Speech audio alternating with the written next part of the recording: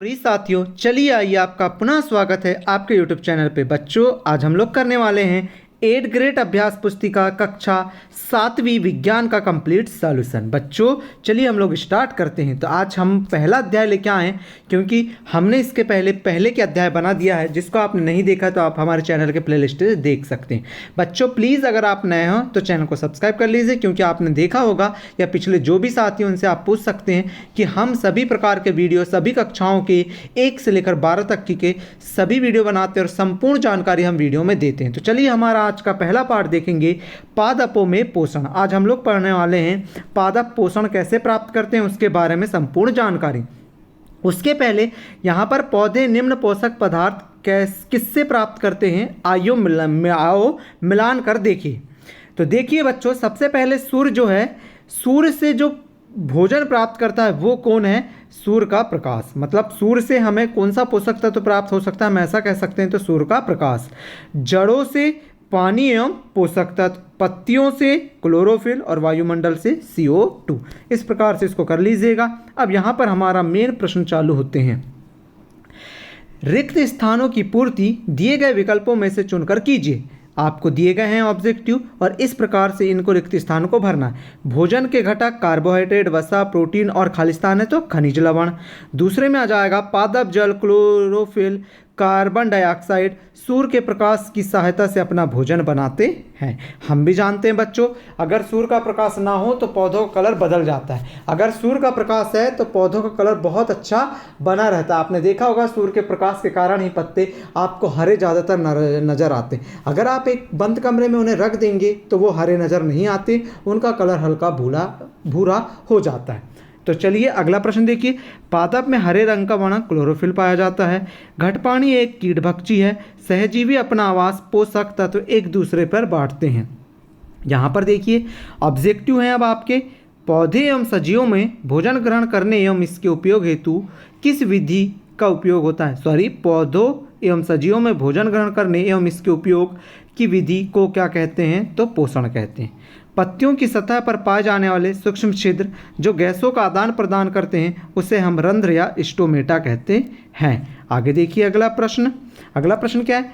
ऐसी प्रणाली जिसमें जीव किसी मृत एवं विघटित पदार्थों से पोषक तत्व प्राप्त करते हैं उस पोषण विधि को क्या कहते हैं, उसको कहते हैं मृत जीवी पोषण। अगला देखो, पादपों में प्रोटीन निर्माण के लिए, मतलब पेड़ पौधों में प्रोटीन निर्माण के लिए किस तत्व की अधिक मात्रा होती है। हमें पता है भैया, पेड़ पौधों में हमें अधिक मात्रा में नाइट्रोजन प्राप्त होती है, इसके लिए उसे नाइट्रोजन की अधिक जरूरत है। रेगिस्तान में पाए जाने वाला ऐसा पौधा जिसकी छाल दवा के काम आती है, उसकी लकड़ी कीड़े नहीं लगते हैं, जो भी लकड़ी है उसकी उसमें कीड़े नहीं लगते हैं, और पेड़ की जो फलियां निकलती है उसकी सब्जी बनाई जाती है, उस पौधे का नाम खेजड़ी है। क्या है, खेजड़ी। अब हमारा अगला प्रश्न है, ऐसा पौधा जिसकी पत्तियां घड़े के आकार में बदल जाती हैं या घड़े के आकार जैसी होती हैं। नीचे आप देखेंगे हमने डायग्राम उसको बनाया है, आप वहां देख सकते हैं। तथा छोटे छोटे कीड़े मकोड़ों को शिकार बनाती है, वो नेफेंथिस या घटपर्णी है जो कीड़ों को खाती है। अगला प्रश्न देखें। मैं एक पाइप जैसी संरचना हूँ और विशेष कोशिकाओं से बनी हूँ। मेरा मुख्य कार्य पादपों से मृदा, जल और पोषक तत्वों का परिवहन करना है। बताओ मैं कौन हूँ, तो वो कौन है, मूल रोम। आपने देखा होगा जड़ के सबसे नीचे वाला भाग क्या कहलाता है, जड़ जो बहुत ही नाजुक, जो मुलायम, आगे जो मिट्टी के अंदर जाती है, तो मूल रोम ही है, जिससे एक द्रव्य निकलता है जो बहुत ही द्रव्य मतलब पानी का कार्य करता है, तो उसे मिट्टी को नर्म बनाता है, जिसके कारण जड़ें अंदर तक जाती हैं। वे पेड़ पौधे जो अपना भोजन स्वयं बनाते हैं और उनमें क्लोरोफिल पाया जाता है, निम्नांकित में से क्लोरोफिल युक्त पौधा शैवाल है। अगला प्रश्न देखिए। अब अति लघु उत्तरीय प्रश्न आते हैं बच्चों। यहाँ पर आपके अति लघु उत्तरीय प्रश्न में आपका पहला प्रश्न है, पोषण किसे कहते हैं, तो पोषण देख लेते हैं हम। सजीवों द्वारा भोजन ग्रहण करने एवं इसके उपयोग की विधि को पोषण कहते हैं। भोजन के मुख्य घटक कौन कौन से, तो वसा, कार्बोहाइड्रेट, प्रोटीन, विटामिन, ये सब क्या है, खनिज लवण, ये सब भोजन के प्रमुख घटक हैं। पौधे के किस भाग को पौधे की खाद्य फैक्ट्री कहा जाता है, तो हमें पता है कि पौधे के पत्ती वाले भाग को खाद्य फैक्ट्री कहा जाता है। क्यों, क्योंकि मृदा में उपस्थित जल एवं खनिज जड़ द्वारा अवशोषित किए जाते हैं। अगला प्रश्न है बच्चों, मरुस्थलीय पादपों में पत्तियां सल्क और शूल रूप में परिवर्तित हो जाती हैं। क्यों बच्चों? ये इसलिए होता है क्योंकि मरुस्थलीय पादपों में वाष्प उत्सर्जन द्वारा जल क्षय को कम करने के लिए पत्तियां सल अथवा शूल रूप में हो जाती हैं। ठीक है बच्चों, अगला प्रश्न देखिए बच्चों, आपका क्या है, क्या हरी पत्तियों के अतिरिक्त अन्य वर्ण रंग की पत्तियां भी प्रकाश संश्लेषण की क्रिया करती हैं? तो हमारा उत्तर आएगा हाँ। आप फिर पूरा का पूरा लिख लेंगे क्योंकि पत्तियां जो हैं वो हरे रंग के प्रकाश संश्लेषण करती हैं। हमने देखा है क्लोरोफिल उनमें पाया जाता है।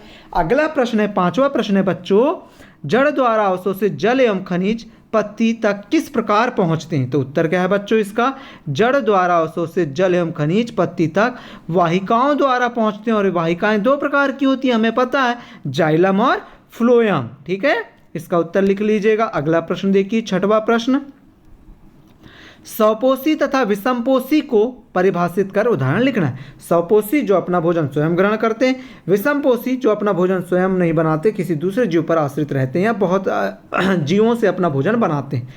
पोषण की वह विधि जिसमें जीव अपना भोजन स्वयं बनाते हैं स्वपोषी कहलाते हैं, तथा जंतु एवं अधिकतर अन्य जीव पादपों द्वारा अपना भोजन बनाते हैं या ग्रहण करते हैं विषमपोषी कहलाते हैं। ठीक है बच्चों, जैसे पेड़ पौधे, मनुष्य आ जाएगा।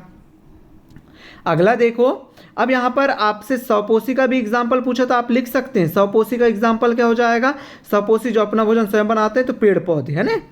अगला देखें, पादपों में सहजीवी संबंध को उदाहरण सहित समझाइए। तो उत्तर क्या है बच्चों इसका, कुछ जीव एक दूसरे के साथ रहते हैं, सहजीवी मतलब साथ साथ रहना, उसके नाम से लग रहा है।